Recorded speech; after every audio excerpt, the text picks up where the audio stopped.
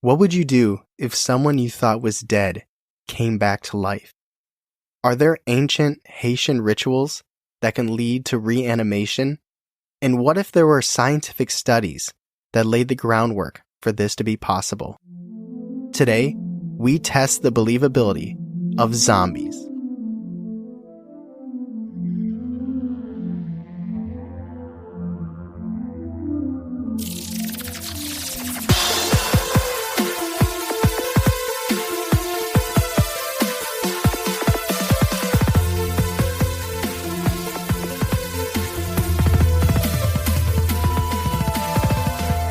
Welcome to Believing the Bizarre, where we dive into the unknown and the unusual and tell you whether or not we find it believable. That is right. It's Tuesday. We are both back in Ohio. We're in my attic. There's like a nice soft light coming in. Yeah, no more winter scaries. Yeah, no more winter scaries, no more darkness while recording, but also the heat. The sweat's coming back. The sweat is coming back. It's going to be like a pool in here. Yeah, every episode in the summer, I'm going to take my shirt off. Perfect.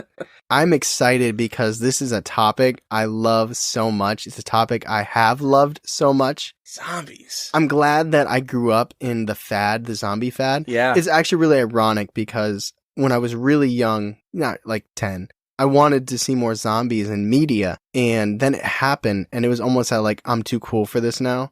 Like I was almost annoyed because everybody became obsessed with zombies. There's a lot of zombie stuff. It's like when you, and not that zombies are underground, but it's like when you love a band and then they blow up with that hit single and then everybody's like, oh, it's my favorite band. And you're like, no, it's my favorite band. What's the thing now? What's the horror thing now? I would say a lot of, I feel like more psychological. There's a name for it and I found it. You know how sometimes they name movies like a show, like types of movies, and it's like I always catch it too late. I can't. How do I want to describe it? Right now, the horror movie scene is seeing a lot of horror movies that have social commentary, like Get Out. Oh yeah, gotcha. Like Get Out. What's Us? Everything by Jordan Peele. the one with the Midsommar. That was a good movie. That was a good movie. But anyway, I love zombies. I love zombie horror movie games. I like horror zombie games. I like, Left 4 Dead, Resident Evil 4. Resident Evil 4 actually had Ganados. They weren't zombies, but Outbreak, they came back in 7 or 8, or I guess it was 2. I'm talking like, I trust me, I know what I'm talking about. Call of Duty Zombies? I didn't play that. I did. It's still huge. Did you? Nazi zombies? I wasn't very good at it, but yeah. Yeah. Left 4 Dead, though, I spent so much of my life playing Left 4 Dead. Started playing a little Back 4 Blood. I wasn't a big fan of Left 4 Dead because you couldn't aim. Yeah. That was my problem with it. And then Walking Dead obviously came out and made everything huge. Dawn of the Dead, Shaun of the Dead, Dance of the Dead, Automaton Transfusion, Flight of the Dead. There's that one new movie on Netflix about zombies. With a Batista. Yeah. I watched Army of the Dead. Yes. Great movie. Warm Bodies. We can just keep going and going. Yeah. 28 weeks later. I love zombies. This is a topic I'm very excited about. But it's also interesting and it's kind of weird to like talk about this because I feel like it's surface level. It's like, yeah, they're not real. End of the episode. Unbelievable. Thanks for coming. I'm not going to say that they're believable, but I think that there's some interesting things to discuss. Let me put it that way. Also, zombies have, and we talked about this before, but I think it was on Patreon. I don't think it was on here. One of the worst deaths that I can imagine, where they pick you up and they just start ripping open your stomach. That happens in Shaun of the Dead. Yeah. To the guy with the glasses. Also happens in Dance of the Dead. Oof. But anyway, we're going to remind people, and for the 1% out there that don't know what zombies are, we'll give an overview. We're going to go into the history, which I hope I got it right. There's always, I'm a victim to the research on the interweb. And then we're going to go into some history examples. Okay. And then we're going to go into possibilities, like what could actually cause a zombie outbreak. Yeah, we're going to touch on the Haitian stuff? Somehow, some way, I combed through the universe of the Reddit world, and I found a potential zombie personal encounter, which is just, we'll get there when we get there. Okay. But let's move on. Let's get into this. Okay, so little refresher, and for those 1% of you out there, probably less than 1%. If you were born actually on today. Yeah. If you're in the back seat facing backwards in a baby carrier and your mom or dad is driving you right now and you're listening and you're conscious and you don't know what a zombie is, quick breakdown. But let's do this. Let's find out Charlie's knowledge here. When I say zombie, give me some descriptors. Give me some characteristics. What comes to mind for you? When I say zombie, you say beat. B. Wait. OJ. IO. AI. It was close. It was close. That's just inherently trained in me. Magic. 2 different episodes. Yeah, what comes to mind when you think of zombies? Face rot, Yeah. skin rot, Yeah. dirty clothes, chompers. No dry cleaners. No dentures. teeth, slow moving. I prefer to the fast moving. To the rage virus ones. Yeah. No thoughts. Lots of groaning. Yeah. Yeah. No, that's good. That's really good. And I think that hits the nail on the head. I think that's what a lot of people envision. Obviously, there's like 2 camps. There is like the, George Romero slow shuffling zombies versus like the 28 weeks later rage virus zombies. This is going to definitely lean more towards slow, shambling, mindless. But I think it's still good to mention that. Also, when I say zombie, you say or whatever.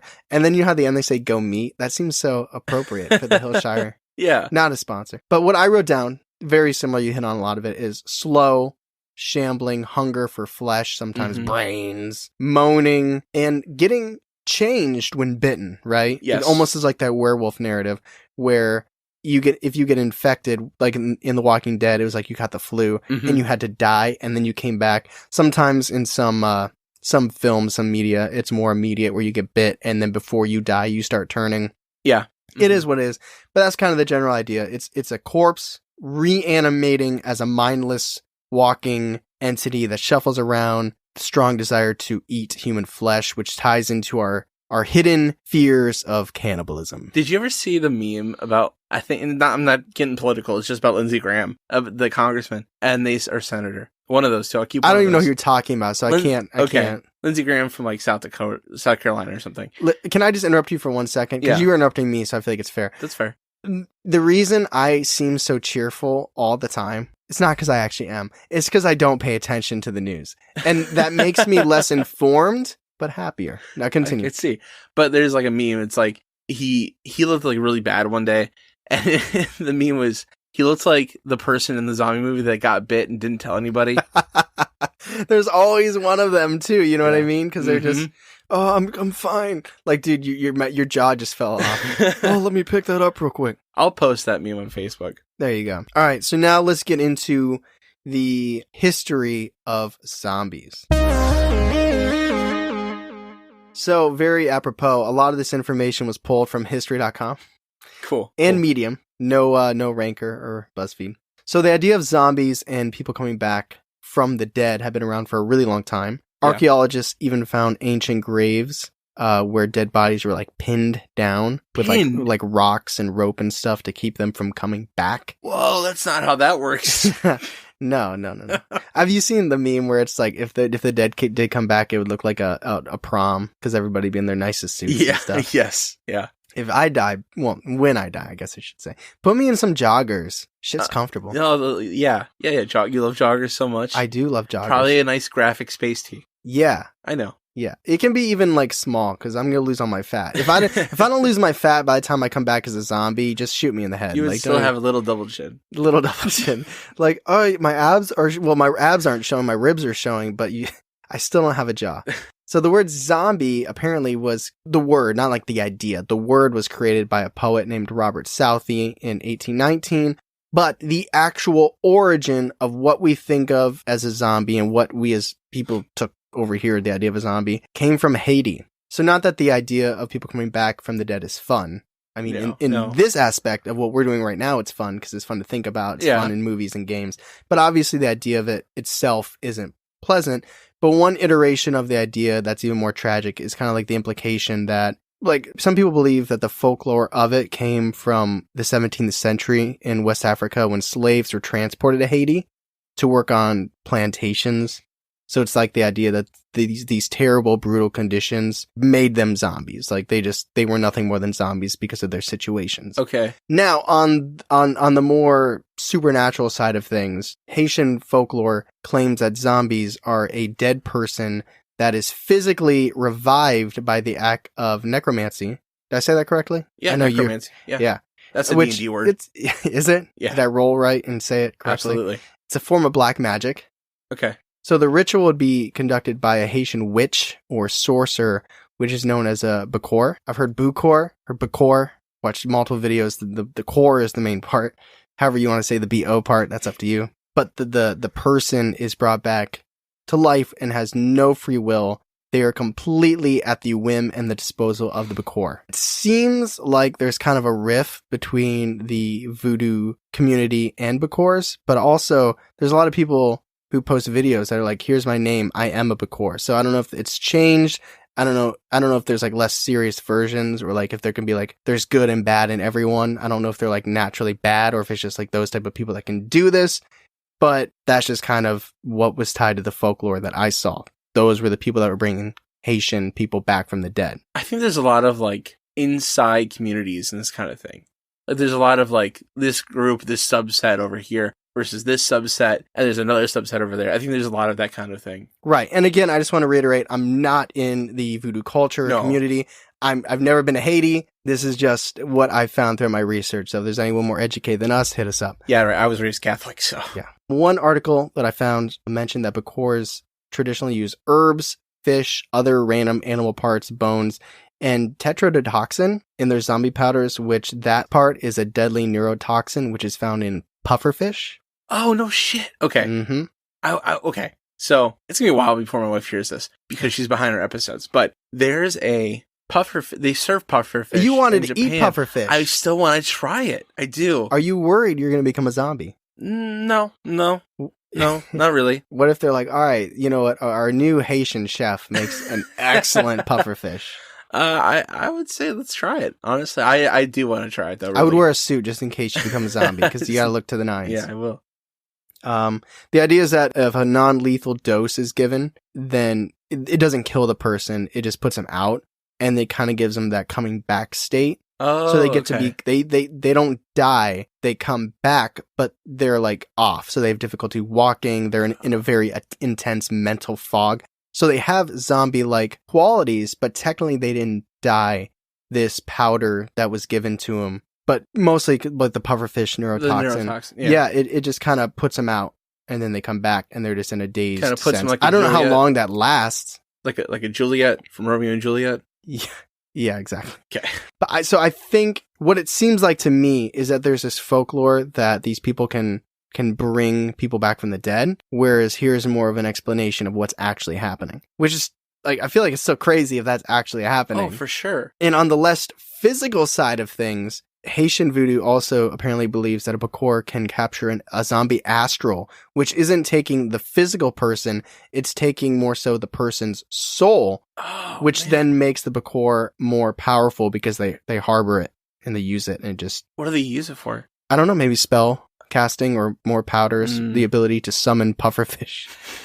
That's kind of... Oh boy, that's nuts. Yeah. Oh, you know what? Okay, speaking of pufferfish again, I don't know if you know this. I do. Are we going to do an episode on pufferfish? There's a lot of passion coming. I mean, I enjoy pufferfish, but I know that, you know how humans use recreational drugs? Some of them, Some humans people use recreational drugs. Snoop Dogg. Yes.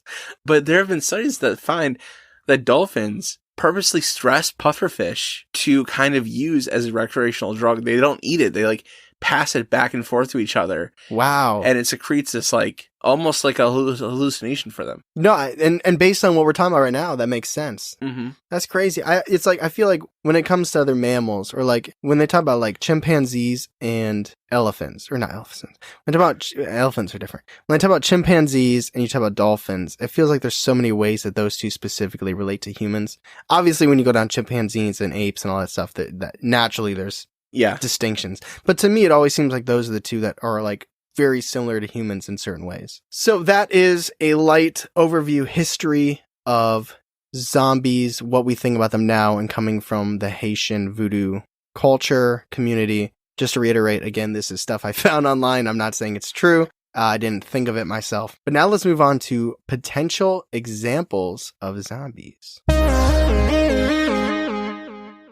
So we're going to stay in Haiti for a second because naturally that's where it came from. But a lot of what is reported, discussed, theorized from the United States about zombies is because in the early 1900s, from like 1915 to 1934, a bunch of United States Marines were sent to Haiti to pretty much, they were there for financial and political reasons and invasion, and we were really good at that. Yep. Woodrow Wilson was like, hey, they got stuff, and I want it. Woody Wilson? Yeah, Woody Wilson. Gotcha. Not Woody Harrelson. No.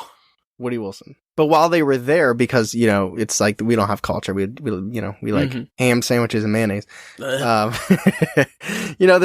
just experiencing this new culture and their culture shock and they're taking it all in. But while they're there, they start reported seeing Haitian zombies. Apparently, one of them, I don't know if he was a Marine. I don't want to put that on him. Somebody who was there named William Seabrook, who was like an author. He wrote The Magic Island in 1929, really? Which was really heavily based on his experiences while he was there in Haiti. And it also kind of helped to bring some of the zombie culture here to the United States. Now, I haven't read this book. I haven't either, but it sounds really interesting. Yep. The Magic Island. And then about a decade later, or a couple years after they left, in 1937, while researching folklore in Haiti, author and anthropologist Zora Neale Hurston encountered the case of a woman who actually appeared in the village, and it was somebody that claimed to have died before. What the Yeah, so her family claimed that she was Felicia Felix Mentor, and she had died and been buried in 1907 at the age of 29, but she came to them again when Zora was there in 1937, so 30 years later, and Zora wrote, "What is more, if science ever gets to the bottom of voodoo in Haiti and Africa, it'll be found that some important medical secrets still unknown to medical science give it its power rather than the gestures of ceremony." So she's saying, unquote, some stuff is going down over there. Now, this is obviously almost 100 years ago now, which is crazy. I still think of like 1900 as 100 years ago compared to like 1922. Let's move on to our next person, Wade Davis. So several decades after Hurston's work, the anthropologist, and ethnobotanist Wade Davis traveled to Haiti in 1982 and, as a result of his investigations, claimed that a living person could be turned into a zombie by two special powders being introduced into the bloodstream, typically through an open wound. And I don't know if the wound was already there. That's how they pick the people. Okay. Somebody trips, stubs their toe. They're like, all right, put his name down. Or you bleed when you stub your toe? If your nail gets up. Oh my God. It's been a long time, man. I could not enjoy the ocean for the first time I was ever there because I stubbed my toe. Did you bash your toe? I walk looking down now. Maybe it makes sense. Maybe back then I was a normal person. I looked forward when I walked. And maybe from that experience now I just keep my head down. How did you stub your Or it's because I'm I don't think I've ever opened a wound in my foot. I was 4. Oh, all right. You got soft feet when you're 4. You haven't walked much then. Sorry, you were saying. That's okay. Or they're cutting people open and they're like, you're going to be my zombie. You're chiseled. I'm not waiting for you to get cut because you're cut and I need you to start building shit for me as my zombie. In my theater class, we watched a ritual from Haiti. Really? Mm-hmm. It was crazy. Zombies? I don't think it was zombies. It's just like a ritual. But it was, they took the rooster's head and I don't like that. It was intense. You sure that wasn't just a farm in North Dakota? No, it was a Haitian ritual. It was very cool. So the first powder, because remember you said there were 2 different powders that they were being combined to cause these zombie-like effects in people that he was witnessing. Yeah. Which, it's surprising to me that they were letting him witness this, but I wasn't there, so I don't know. So the first powder was, we already kind of mentioned it, the tetrodotoxin. What color is that? Do you know? No idea. I was just curious. No idea. And the second powder consisted of deliriant drugs, which makes sense, right? Deliriant? Like, I'm delirious. Oh, okay. It's a deliriant. Okay. It seems like a fake word. Totally might be. But it's that's what it was. But combined, these powders would induce a death-like state where they would obviously be very susceptible to the Bacor's whim. Now, this process was described by Davis where it was death-like, but you didn't die. It's still not fitting the bill of what we think of zombies in pop culture, where you're dead. Yeah, you're dead and buried and gone. Even though they are saying sometimes people are buried, but it's not like you're actually reanimating and you're a lifeless corpse walking, looking for brains. This is more like your death is suspended. Okay. And then you're like a coma. Yeah, they don't say that at all, but that's kind of what I was thinking. No, it's what I was thinking as well. It's just, that's why I thought it was interesting that it wasn't brought up. But it's like suspended death followed by a, quote, reawakening. And then you're just in this, like, psychotic state. And obviously that plays into their folklore and beliefs of what a zombie is. So it works. It's just like, to me, it feels like two different things happening. But it's also, I'm basing that on my pop culture ideas in the United States of what a zombie is. Either way, still crazy, right? So let's move on to our next potential zombie encounter experience. It's not an encounter, it's a reported experience. Okay. So this is the case of, I hope I don't butcher this, Clairvius Narcisse. Whoa. Yeah. So this is a Haitian man named Clairvius. He entered a local hospital with severe respiratory problems in 1962. Okay. Oh, it is in here. Here you go. He slipped into a coma. And he was declared dead and was actually buried shortly thereafter, as most dead people are that aren't cremated. Correct. Then, similar to the previous experience we talked about 20 years later in the 1980s, a Haitian man who claimed to be Clairvius escaped a sugar plantation after forcefully working there for 2 years. And he said he was given drugs that literally turned him into a zombie where he was forced to follow instructions. Wow. And that's 20 years later? Yeah, it was 20 years later. So, and he's claiming he was only there as, I guess, as like a zombie slave for 2 years, but who knows what, I mean, maybe he was coming to for those last 2 years. How many years? I don't know. That's crazy. That's wild to think about. Did they dig him up like right after? Like, no idea. That's so that took place in Haiti. Yes. Yeah. Yes, it did. And that was in the 1900s? Yeah, like 60s and the 80s. This is like 40 years ago. And then 60 years ago. Terrifying. Yes. So, this is something you always ask for. You haven't asked for it yet, but I figure maybe you would have got there. But I'm going to jump the gun and I'm going to tell you, these next three, I'm going to read verbatim. They are medical records. Okay. From the 90s, like 96 and 97. Okay, I'm excited. They use, what's it called when a person doesn't want you to use their real name? Alias? Yeah, alias. They use the letters. I think it's probably their first and last initial. Anagram. Yeah. So this was published in the Lancet Medical Journal, but I found them on gizmodo.com. There's 3 of them. You ready? Yes. 1. F.I. was around 30 years old when she died after a short illness and was buried by her family the same day in the family tomb next to her house. 3 years later, she was recognized by a friend wandering near her village. Her mother confirmed her identity by a facial mark, as did her 7-year-old daughter, her siblings, other villagers, her husband, and the local priest. She appeared mute and unable to feed herself. Her parents accused her husband of zombifying her, parentheses, he was jealous of her after she had an affair, parentheses. That's the Haitian TMZ. After a local court authorized the opening of her tomb, which was full of stones, her parents were undecided whether to take her home, and she ended up being admitted to a psychiatric hospital. Outside of that, she was diagnosed with catatonic schizophrenia. Oh my God. What? Wow. Yeah. That's insane. And this is listed crazy. in a medical journal. That's fucking nuts. All right, so here's the second one. Again, alias. WD, 26 from Arthur's sister. 26 years old, was the eldest son of an alleged secret policeman under Duvaliers? I'm not familiar with their... I don't even know our own politicians. It's French, I don't know. Yeah. Regime. The father was our principal informant together with WD's mother and other villagers. When he was 18, he suddenly became ill with a fever. Quote, his eyes turned yellow, he smelled like death, and his body swelled up. Damn. So suspecting sorcery, his father asked his older brother to obtain advice from a Bokor, but WD died after 3 days and was buried in a tomb on family land next to the house of a female cousin. The tomb was not, as was customary, watched that night. And then 19 months, which is interesting that it's customary to watch the tomb. Mm-hmm. But I guess when this is in your culture. Mm-hmm. But 19 months later, WD reappeared at a nearby cockfight, recognized his father, and accused his uncle of zombifying him. That's the end of that. Wow. And at a later point, WD was diagnosed with epilepsy and organic brain syndrome. Which I feel like we all have organic brains. Organic brain syndrome? Yeah, I don't know what that is. I definitely have an organic brain. I do too. I think I do. I don't know what that means. Is mine processed? Mine has the stuff you spray on vegetables to stop them from getting bugs. Okay, so our third and last little tidbit from this medical journal.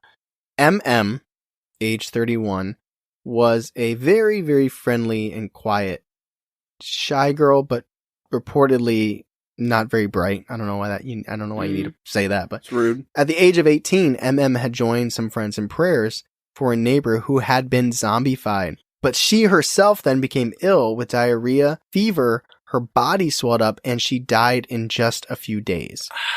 The family suspected revenge sorcery. After 13 years, MM reappeared in the town market 2 months before we met her, we being the people writing this journal article, Yeah. with an account of having been kept as a zombie in a village 100 miles to the north and having given birth to a child to another zombie, or perhaps what they're suggesting maybe a Bakor. But once her Bakor died, they no longer had any control of her. Oh, okay. And his son released her, and she traveled 100 miles south on foot. Whoa. It's a long journey. It was considered that MM was living with fetal alcohol syndrome, which isn't tied to her experience. It's interesting that they're telling their story, Yeah. and then the medical journal is also like, by the way, she has this. Here's some medical stuff. Yeah, here's this, here's that. All right, so that wraps up our historical, potential zombie examples from history.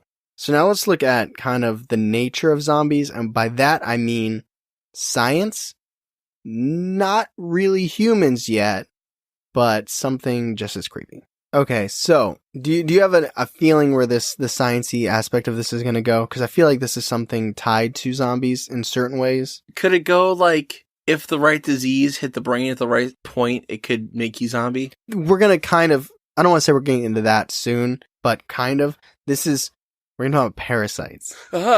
No. Yeah, which is very, very real. No. And this information I'm going to be talking about here is pulled from Science News for Students. I just read this book .org called The Troop, which was about a super hyper aggressive tapeworm. Ooh. And it was disgusting Mm-hmm. and scary as shit. Yeah, it's like the Monsters Inside Me TV show. Yeah. You ever seen Starship Troopers? Yeah. The big bugs? Yeah. That's a good movie. Or Alien. Shit. Alien. Yeah. All right. So, and again, this is from sciencenewsforstudents.org. Quote, a parasite lives inside or on another creature known as its host. A parasite may be a fungus, a worm, or another tiny creature. All parasites eventually weaken or sicken their hosts. Sometimes the parasite kills or even eats its host. But death of the host is not the freakiest thing. A parasite might get its host to die in a certain way or be eaten by a certain creature. And this is where like the zombiness comes into play. In order to accomplish these tricks, if you want to call them that, some parasites have evolved the ability to hack into the host's brain and influence its behavior in very specific ways. Are you talking about the bugs? Tell me, what do you mean? The bugs. What bug? The bugs that do that shit. Yeah, parasites. Yeah. I have a couple examples. Well, no, like bugs inside like ants, and they climb up. Oh, ants are, yeah. Okay. And there's many examples in nature. All right, I'm but excited. that's what this is about, because it's kind of like the mind control aspect of it, right? Cool. Because it's like, this is a very real thing. We're gonna call your sister? Nope. If she's listening, I think she'll enjoy this. Actually, she just sent me a text message, because I'm a Swiftie, so is my wife, and there's somebody out there that just discovered a new millipede, and apparently, like, I think it was a millipede. I don't want to get this wrong. Give me a second. And I'm about to tie those two things I just said together, and it's gonna make sense when you hear it. Yeah. Okay. So yeah. So a new millipede species was found, and because the person who found it was getting through like COVID and all those times listening to Taylor, in honor of her, he named some of the species after Taylor's, I think, songs. Oh, that's. But anyway, we're here to talk about parasites. Taylor's like, what the That's the blank space beetle. Or millipede. The cardigan. What happens when the millipede lands on you? You just gotta shake it off. Anyways, I'm talking about parasites, and a lot of researchers have been trying to find out like what it does, like what kind of chemicals it releases, what it does once it gets inside the body of the host to make it behave in a certain way. Because I think it's pretty self-explanatory when a parasite gets on a host and starts feeding off of it and, takes nutrients. But the idea to actually change its behavior is crazy. And this feels like for anybody who like played Resident Evil, and like throughout the game you're finding notes and it's like teaching you about things. Reminds me of Luis Serra from Resident Evil 4. Me llamo Luis Serra. He was doing, because I don't need to go into the Resident Evil thing, but like the Ganados have parasites. Anyway, parasite gets the host body to bend to its will, putting its life at risk. For instance, the horsehair worm needs to be in water, so if it goes into an insect, it will make the insect dive into the water, which will then make the insect drown, and the insect is choosing to do this itself, and it dies because this parasite, this worm inside it, is forcing it to. Terrifying and crazy. Fun fact, I used to get the words paradise and parasite mixed up when I was younger. Okay. It's that song, that really old song about It's a Lovely Paradise, but I used to sing It's a Lovely Parasite. It's like the movie Clue. Anyway, now I don't do that anymore. Now I get parasite and politician. It's kind of a joke. Yeah. Anyway, back to the parasites. So there's one called the, I'm gonna destroy this. Toxoplasma gondii. Oh, you almost got it in one. Yep. It's a single-celled creature that can only complete its life cycle inside a cat. Oh. But it doesn't start inside a cat. Okay. It doesn't go from A to C. It goes from A to B to C. And what is B? A rat. Ah, okay. So it's got to live. It has to like mature to get into the cat. So to mature, it's smart enough somehow to know it needs to get inside a rat.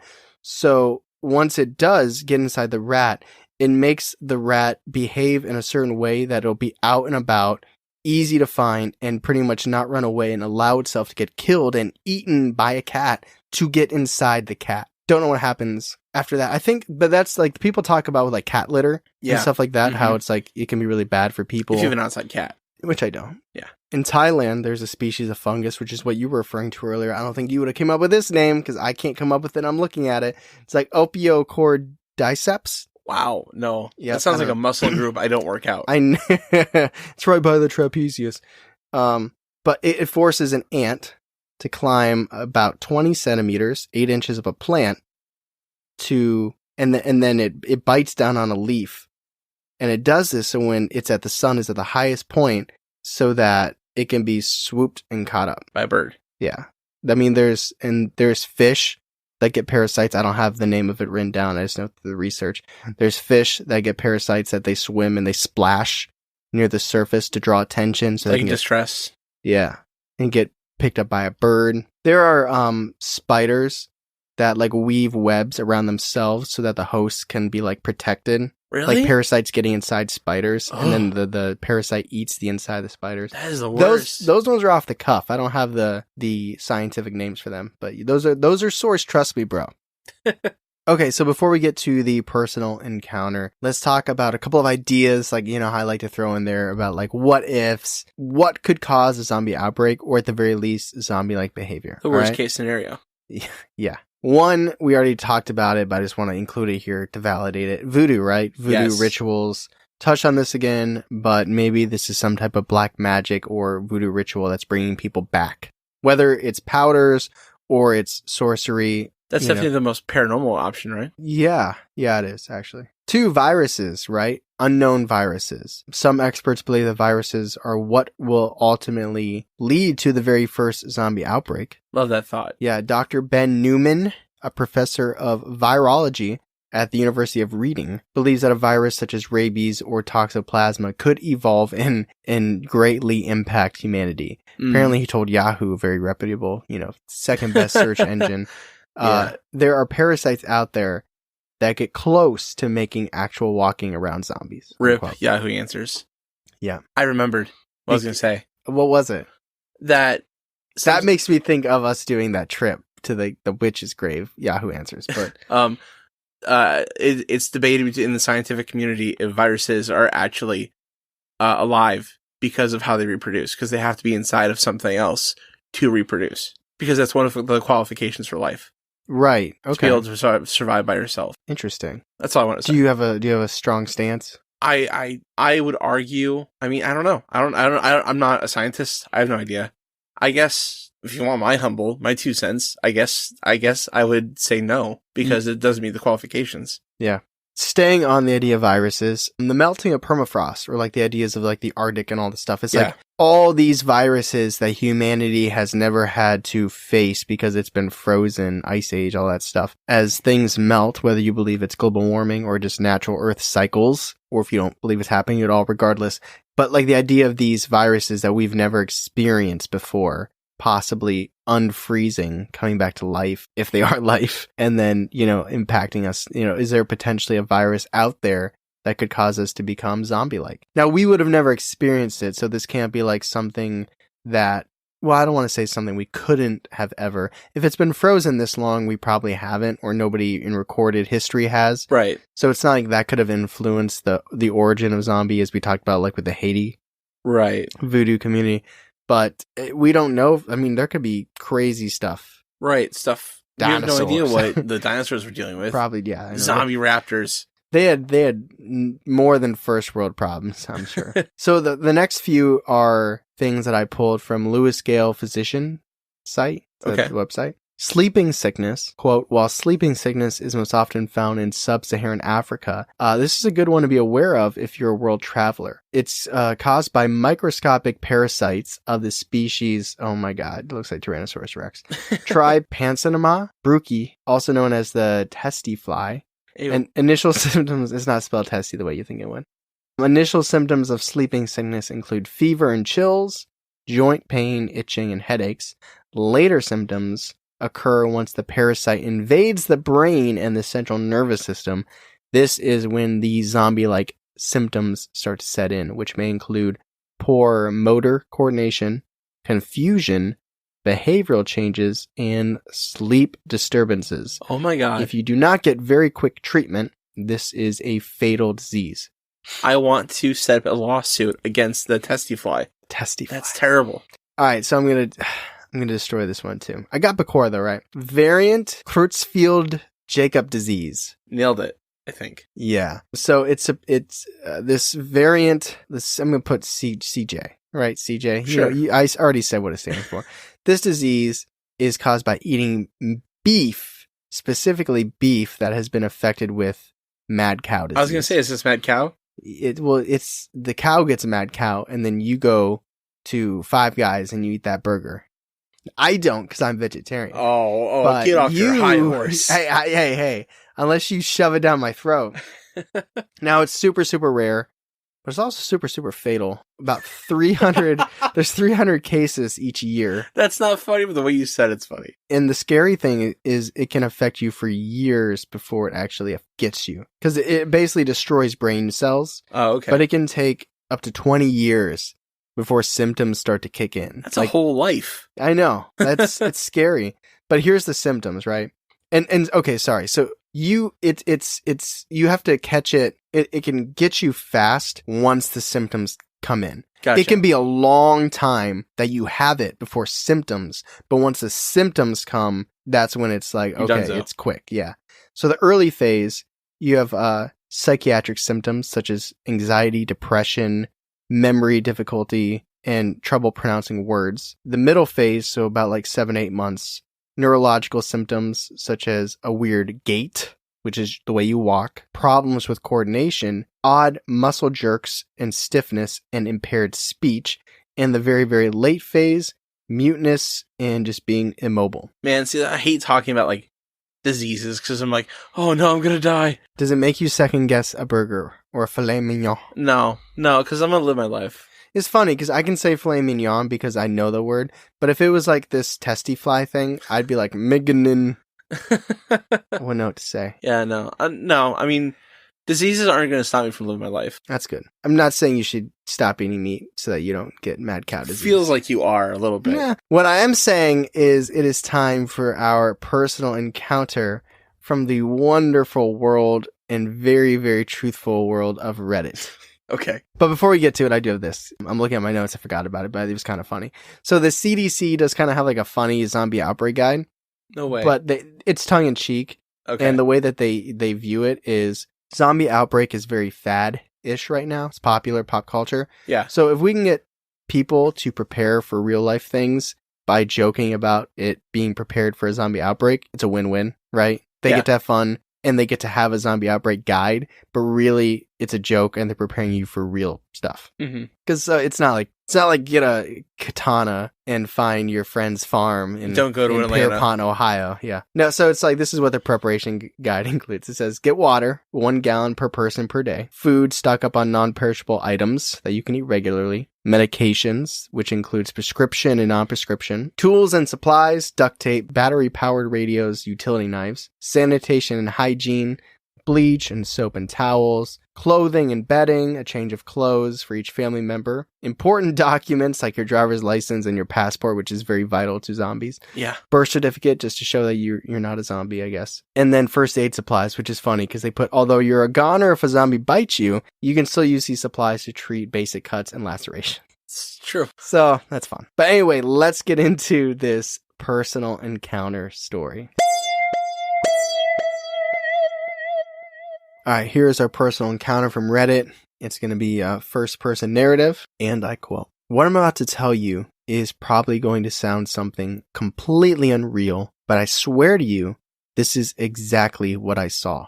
A few weeks ago, I was sitting out on my deck, just enjoying some peace and quiet. I live in a small ranch home near Mars, Pennsylvania. My backyard is fairly close to a local cemetery. That's going to come into play later. Anyway, I like to just sit outside, listen to the crickets and everything at night, and put my mind at ease. I'm a firefighter, so when I have a chance to relax, I take it. So, as I'm sitting back with my feet up in the warm early fall air, I see a flash of light up ahead in the cemetery. Now, normally it's a pretty subdued cemetery, but every now and again we'll get some kids that like to wander in and do, honestly, who knows what. Mostly I can hear them laughing and screaming, or like this occasion, I can see a flash of light from a cell phone. I narrowed my eyes, which have adjusted to the dark, to try and make out who's in the cemetery, or at least how many people are there. It looked like 2 or 3 shadows, but from my deck it was hard to tell. Then I heard a scream, not the joyful, playful screams I normally hear. A blood-curdling scream of absolute terror. At this point, my firefighter instincts kicked in, and before I knew it, I was rushing from my deck into the cemetery. I can't really explain the intense sense of urgency I felt at that moment, other than just chalking it up to a feeling. I got in the cemetery, and everything felt different. There was a cool breeze that I didn't feel on my deck, and the sound of the crickets were gone. Just silence. Then I saw a person running away from the cemetery. I couldn't really make it out perfectly in the dark, but it looked like a young girl. That must have been who I heard screaming. Before I could call out, I heard twigs snapping and some rustling behind me. I whipped around and, guys, I'm going to do my absolute best to describe what I saw. I saw what I'd like to describe as a man, or what might have been at one time a man. His clothes were tattered, old, and ripped. He had shaggy hair that covered most of his face, but I could see his mouth looked mangled, and his skin was incredibly gray. He had dirt all over his pants, and he was hunched over a gravestone. The craziest thing, and I don't know how to explain it, it looked like he had a huge gash in his arm. I couldn't quite see bone, but it was a gnarly cut, and it wasn't bleeding. I don't know how to explain that. I wanted to say something. I wanted to do something, and I'm ashamed to admit it, but I was frozen with fear. He moaned something that sounded like a mishmash of vowels, and he looked up at me. There wasn't a ton of moonlight, and his shaggy hair still covered most of his face, but one eye protruded through his bangs, and I swear to you that it was milky white. In that instance, my firefighter instincts were gone. I darted out of the cemetery without looking back, and I locked my doors.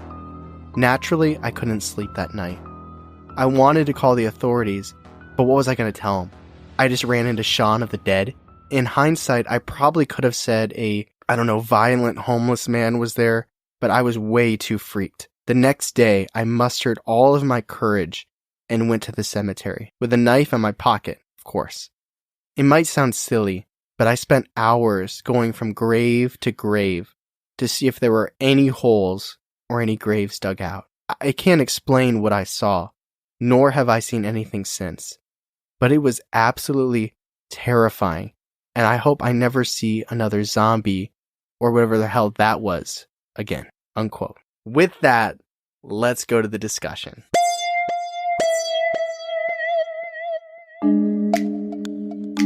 All right, before we get to the discussion, it is time. You hear the music. You know what time it is? It is time we like to thank our newest patrons. As of this week, this recording, we're back on a Thursday, back in Ohio. We would like to thank Victoria, Ariel, Kayla, Gerson, Andrea, Katie, Sydney, and Elizabeth.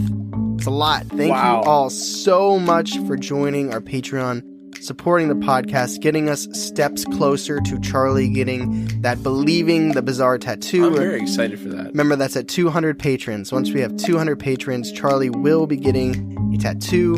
I'm going to record it. I don't even care if it takes 3 hours. I'm going to get my camera. I'm going to record it. We'll get coffee or something, chocolate milk. I don't know. We'll make a day of it. It'll be great. But in addition to joining just for the sake of Charlie getting some new ink, we do have extra bonus content on there in case you get caught up. You're like, man, I've binged you guys. I don't know what to do next. YouTube's boring. It's just still images with wavelengths. What do I do? Patreon. We got quizzes. We have director's cuts. We hang out on Google. We just chat. We watch horror movies together. We respond to your social media responses. There's an interview coming out. We interview people who send us their listener submission stories so that we can deep dive into it and they can tell the stories in their own words. Their perspective. Their first person narrative. Yeah, exactly. Because, sometimes, I'm not saying we f*** it up, but, you don't know.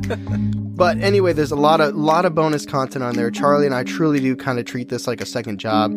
So we're very proud of it. And we truly appreciate every single person, whether you're on Patreon and financially supporting the podcast, or you just listen and engage with us on social media. All of it means so much to Charlie and I. With that said, let's get to the discussion.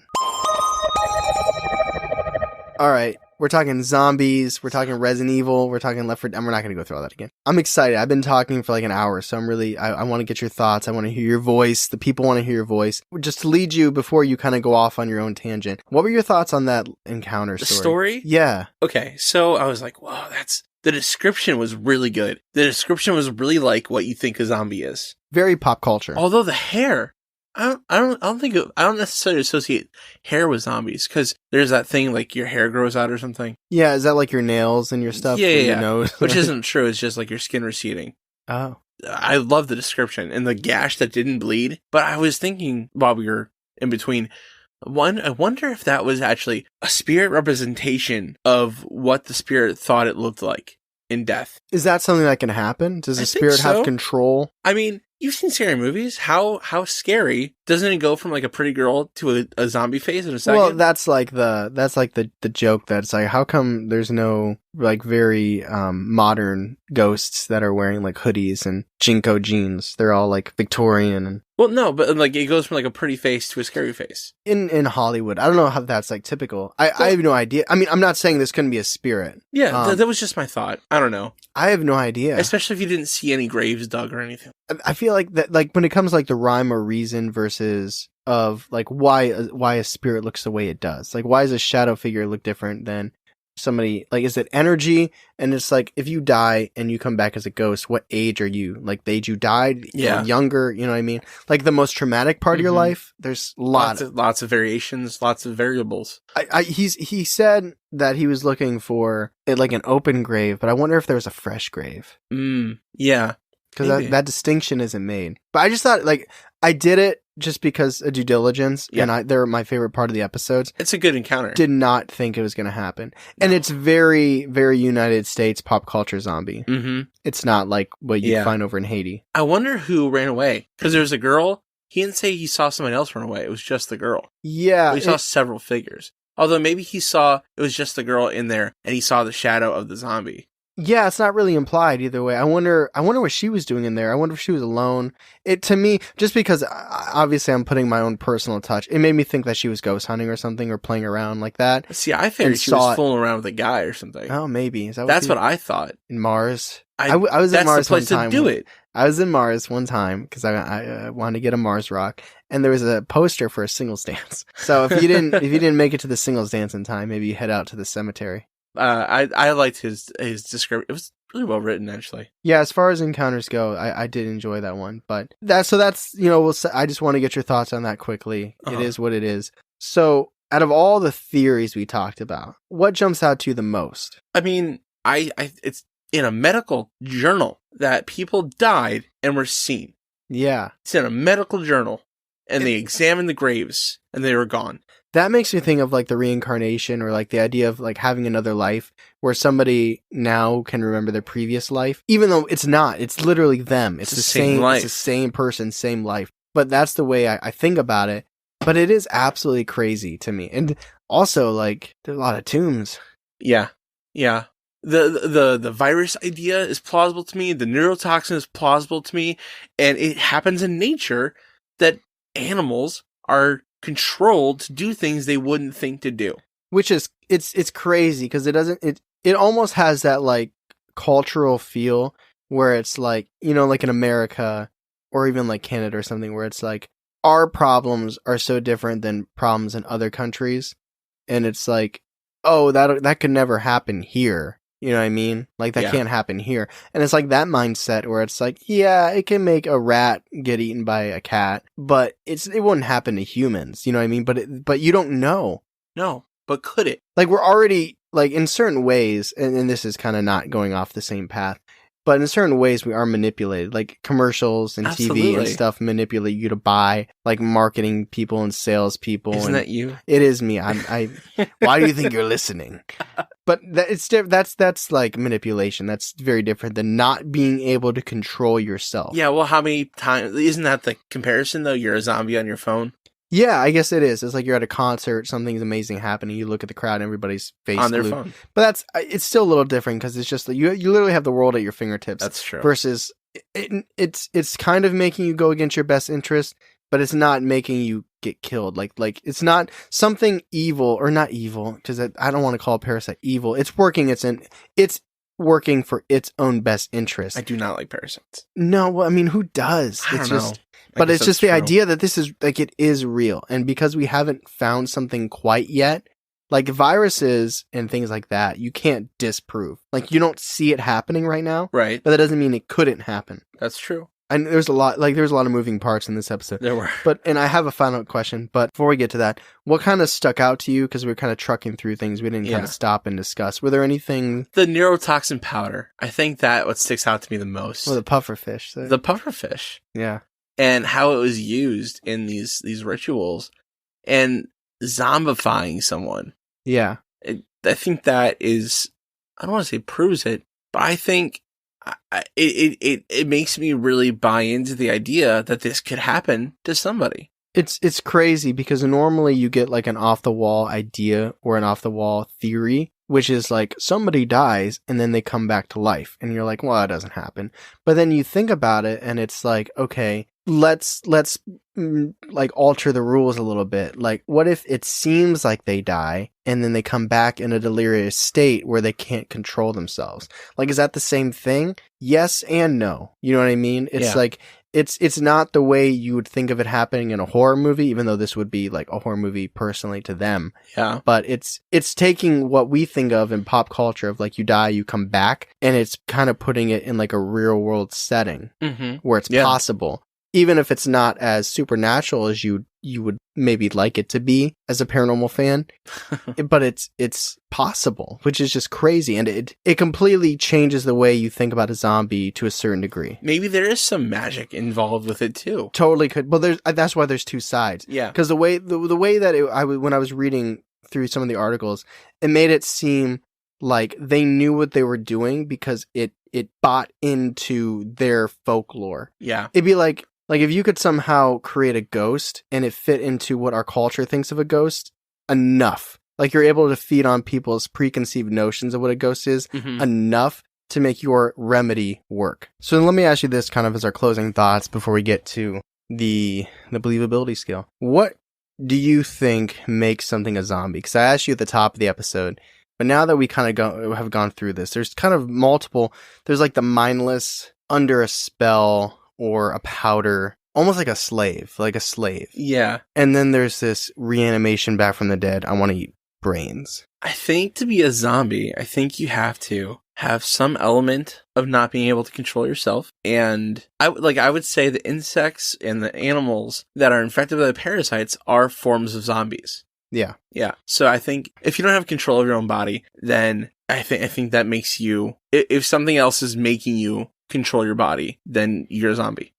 Got you. Because I think there's multiple iterations and there's different ideas based on the culture and where you're from and what it is. But I think framing it a certain way will help us kind of break down on the believability scale. But there's so much covered because you could argue that the insect thing and the parasites aren't zombies, but they are real. Yeah. You could argue that the voodoo stuff is zombies, but maybe it's not real. And it's just a wide... But like, what about like fast zombies, right? That's the same thing as like... The rage virus? Yeah, that's the same idea.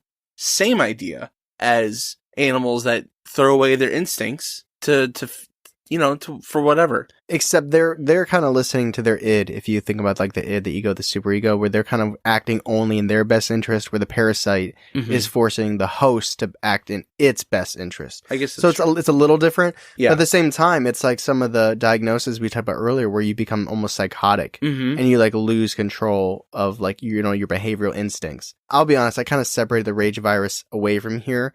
Although, ironically, if you would have asked me before this episode was done, I would have said that the rage virus would have been a lot more believable to me because I would think it'd be coming from a virus.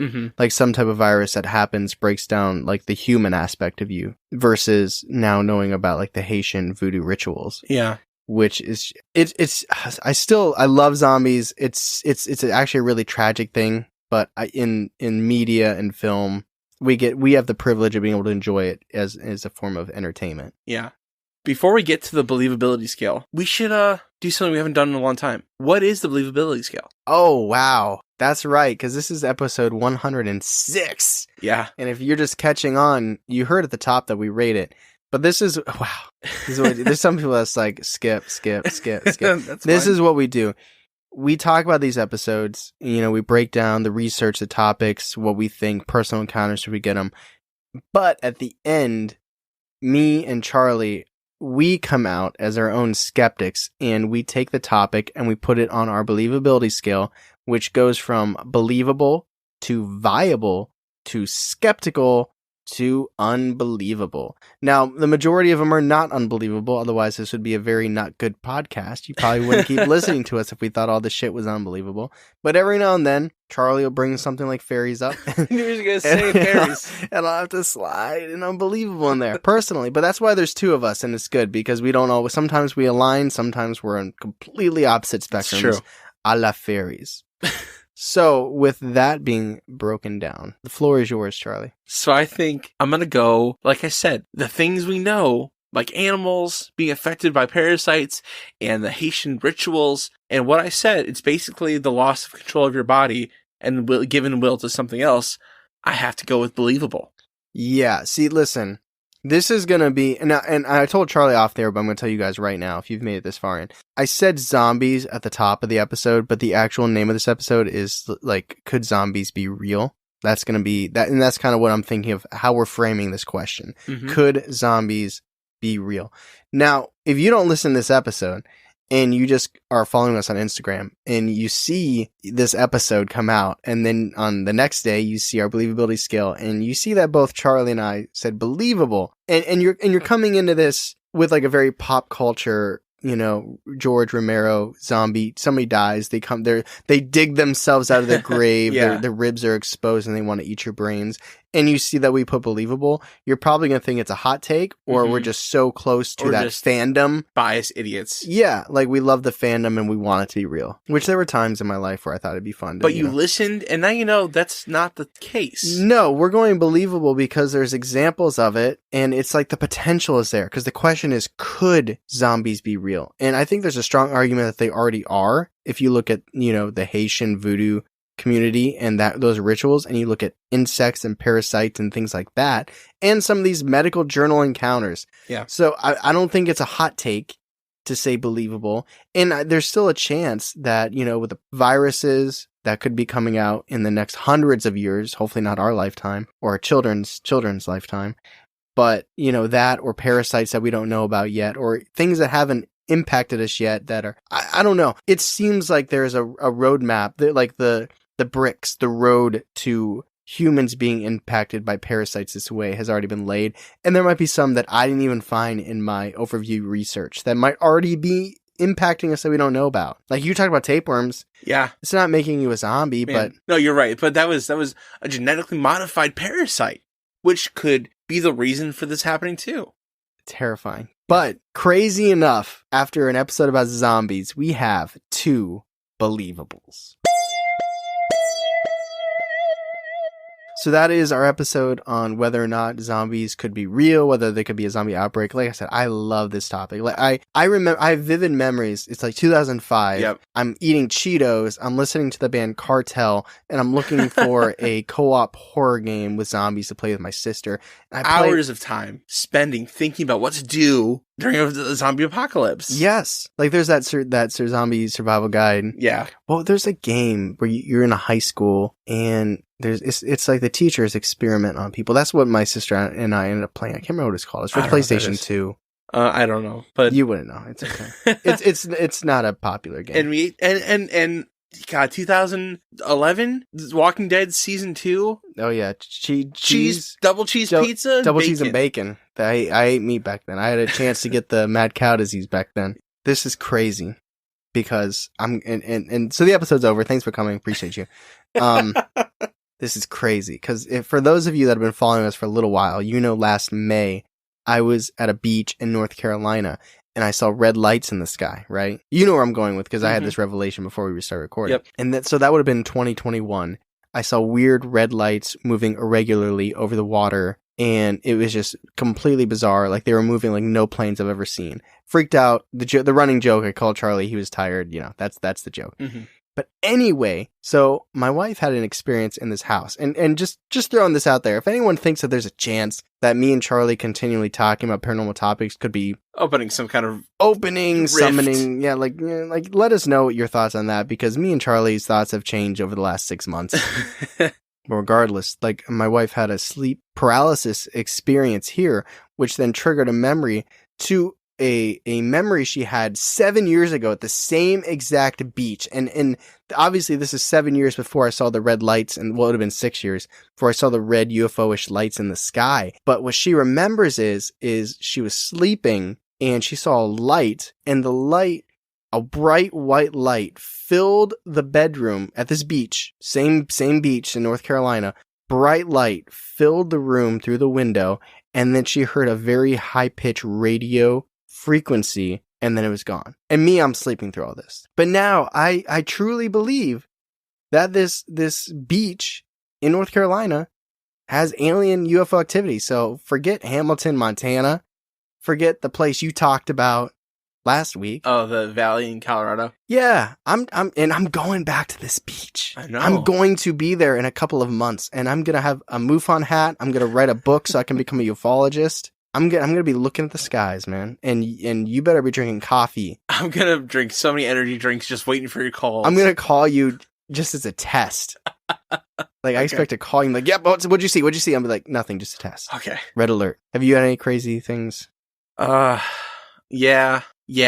My wife saw some shit. She saw a little shadow figure. I think it might be Faye. See, I don't believe Tyler in Faye. says, I don't believe in Faye, so I don't know. I believe in shadow figures though, and I believe in messed up shit. It's like a 2 foot tall shadow figure, which is just like, oh shit.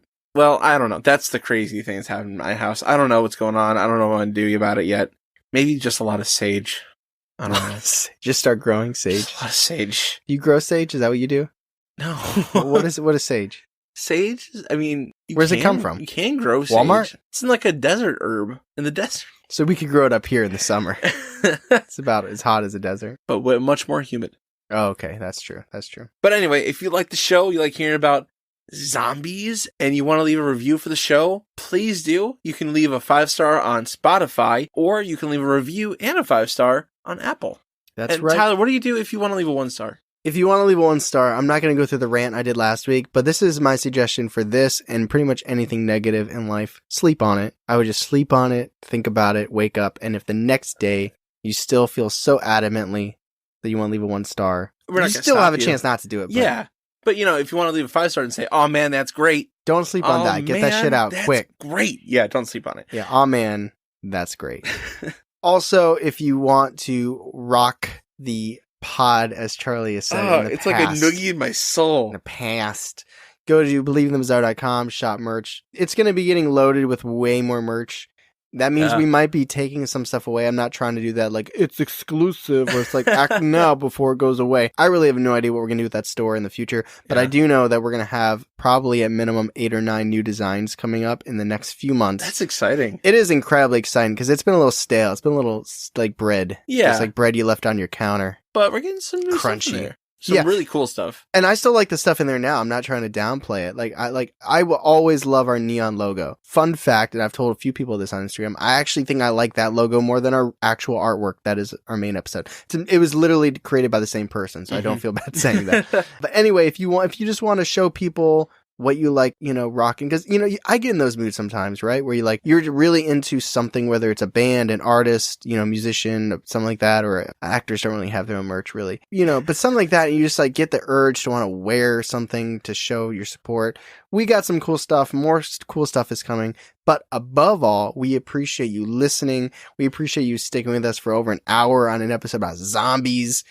And we really do appreciate the support. So thank you, everybody, so much. As always, I'm Tyler. And I'm Charlie. And catch us next week on Believing the Bizarre. Podcast as bizarre as you are.